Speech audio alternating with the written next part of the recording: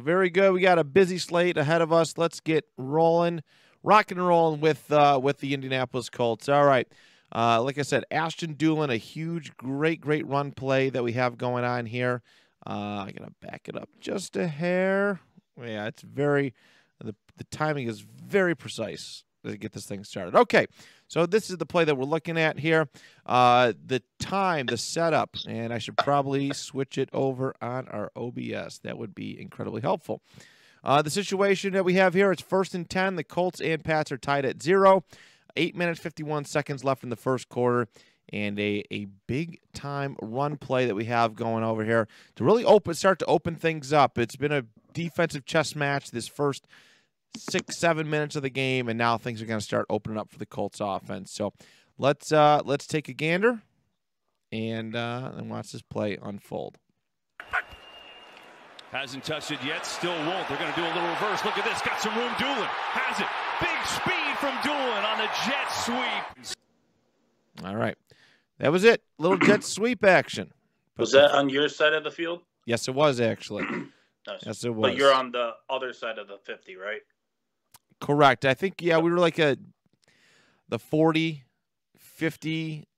Yeah, probably well, from this vantage point, probably the Colts 40, 45-yard line, roughly. So, did I stop it right on? No, I didn't, did I?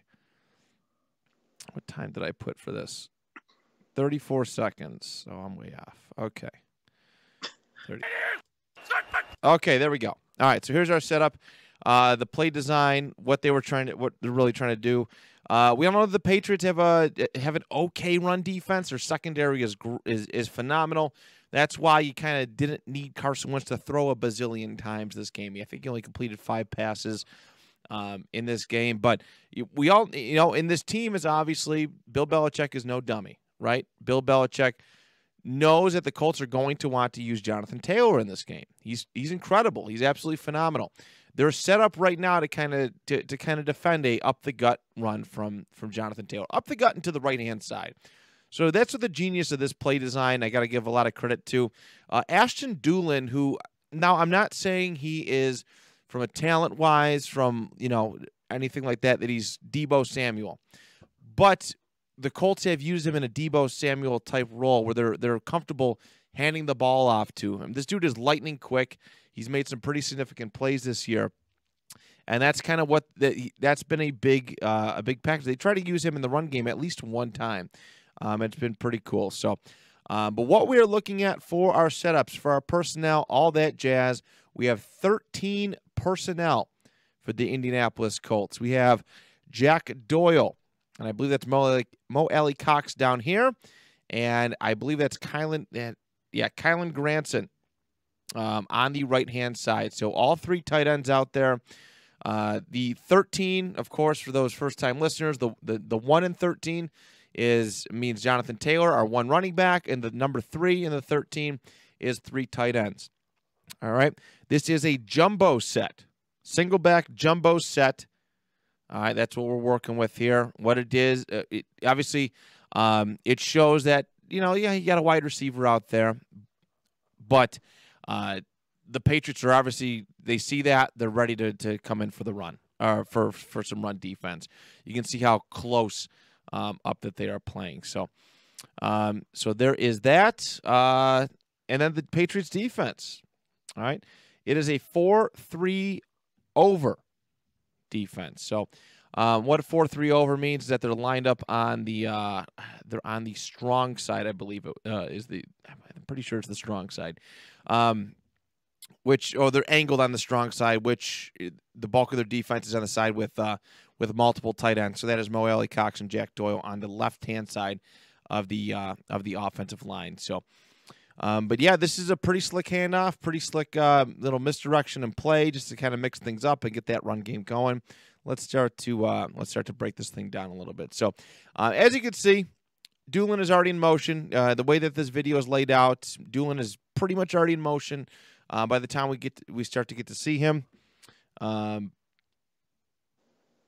he's already getting ready to go. And this is this is all just perfect timing, right? So Carson snaps the ball. The defense is already, they're kind of looking this way. Dulin's running, but are they really going to use him? It's got to be JT.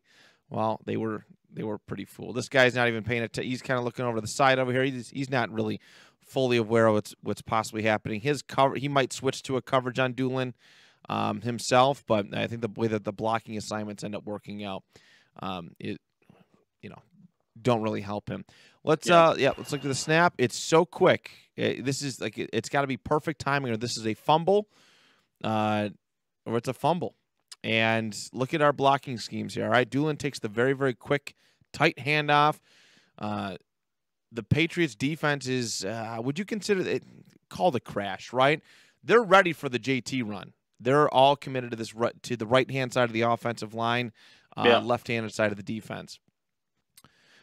They're crashing all the way up. They're ready for it. JT is selling it. That's the nice thing about this quick handoff here, is that it's so fast that, and again, we have to put ourselves on field level. I know we have a nice aerial view of this, and it's like, oh, wow, how does the defense fall for that? But if you're one of those D linemen going up against a big Q who's tall as heck, or Braden Smith or one of these giants, you don't catch that. You don't catch that little part. You still think the ball is going to Jonathan Taylor, and this whole defense is on the right-hand side. All right, and then we have Jack Doyle coming off of here. He's ready to pick up that block. Like I said, this guy is going to be looking for Ashton Dulin, and Doyle's going to pick up that block, and it's going to be huge. Hasn't touched it yet, still won't. Bam. Little bump, caught a seam. All right, good blocking here. Moelle Cox gets a little block. Gonna do a little reverse. And Dulin is quick as ever. I don't think a lot of people realize that ever, as well. Dulin is actually a very good special teams player. Very, very quick in what he can do. I mean, this ball started on the 1st and 10, so probably the 22-yard line. This got some room. Dulin has it. Big speed from Dulin. He goes up to the Patriots 41. All right, but this is all scheming. This is all just it's anticipation, right? We talk about anticipation a whole lot, and a little bit using the Patriots, 3rd and long. Have to get to the 38. Anticipation of a Jonathan Taylor run against them, using it against them. Yeah. And I thought it was just very, very well done. Yep, there he is in motion. I was actually surprised the Pats didn't bite on this, considering how that the Colts have been using Dulin a little bit. I think they've used him in a couple jet sweep scenarios over the last couple weeks. Nothing too heavy. Yeah. But the defense was not ready to why am I talking like that? They weren't really prepared to audible for that. They were just like, and completely no-sold it. But they got the linebackers to completely sell out for it. Oh, yeah. Yeah. I mean, they come forward. I was just surprised by the Pats' defense. It was not a very Bill Belichick defensive thing to kind of just let Dulin slide like that. Mm-hmm. But yeah, they use the expectation, the anticipation of, hey, Jonathan Taylor's probably going to get the ball. Let's give it out to Dulin. Very good job. Very, by Carson Wentz, by Frank Reich to kind of organize this play. But Carson Wentz, of course, like I said, the handoff, so impressive, so quick, so tight, has to be there. You have to sell it. It's all about selling these plays and to get them to work. I'm going to watch the edge here and see how Which one, on the top right here? No, at the bottom of the screen. Right there. Yeah, okay. See, I'm going to try and see how much of an earful he caught from Belichick on this play. Yeah, let's take a little. I think it's the one that Cox got. Moelle Cox, yeah. Still won't. They're going to do a little reverse. Look at this. Got some room. Dulin has it. Big speed from Dulin. You just want a better rep. Oh, for sure. Yeah. For sure. I'm not going to say you end up winning that. I'm not saying that you're able to cross the face of the guy trying to block you.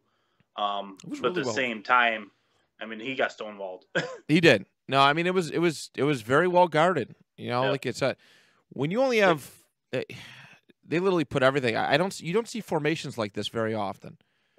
Right, and I think using this kind of light too on a jet sweep. I don't know if I've ever seen it used on a jet sweep before. Could be recency bias, but yeah, this is a pretty cool play design. Very cool. Got me hyped up. Got the whole Colts crowd hyped up and ready to go. But yeah, this is how you mix the thing. You mix things up. You push it downfield. This is the I've always been critical of Frank Reich and some of his unusual coaching decisions, but when he starts having fun, with some of these play designs, it shows. It really shows.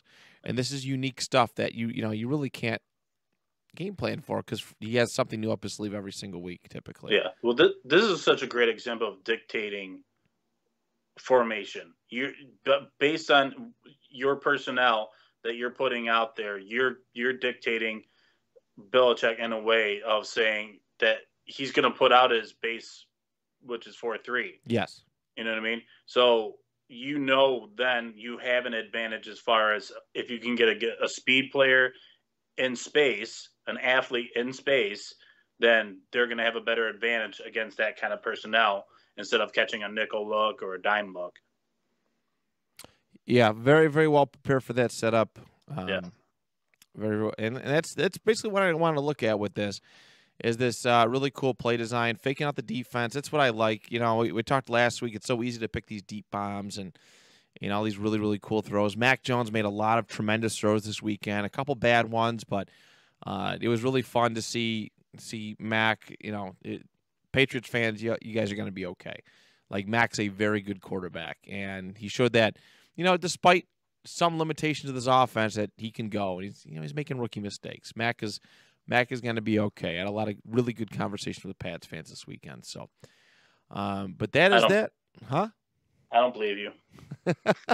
They were nice, man. They were nice. I don't know. Did they have Boston accents, or did they seem like they were not trans? No, there was a lot. There was a lot of Pats fans this weekend. Like, it was insane. It was insane the amount of Pats fans that traveled. We were surprised everywhere we looked. Every time we turned around, whether it be a restaurant or hotel, down in Touchdown Town, the Colts Pro Shop, there was Patriots fans everywhere. So let's give this one last look, and we will move on to our Davis Mills play. All right, we're already starting off with the handoff there. Let's zip it back a little bit. There we go. Hasn't touched it yet, still won't. They're going to do a little reverse. Look at this, got some room. Dulin has it. Big speed from Dulin on the jet sweep. Yeah, Dulin's. You got to have jet motion in your offense in today's game. 100%. 100%. Especially with a threat. I mean, especially with a threat like JT in your backfield, too. It helps. It's the same as being able to pull off play action in a sense. Mm-hmm. When you can, when you have a really top-end running back like like a Derrick Henry or, just some of these other guys, a Zeke, and you can get if you have a wide receiver talented enough to kind of pull something like that off and just jet out and go. Yep. Your offense is dangerous. It's a nice little touch to this offense. And honestly, Dulin's a little. He's an unsung hero. Going to be very, very important on this final stretch here for the Colts playoff push. They currently sit at the number 5 seed, so that is exciting. 319! 399! Hut! 33! Yeah, spot. 258!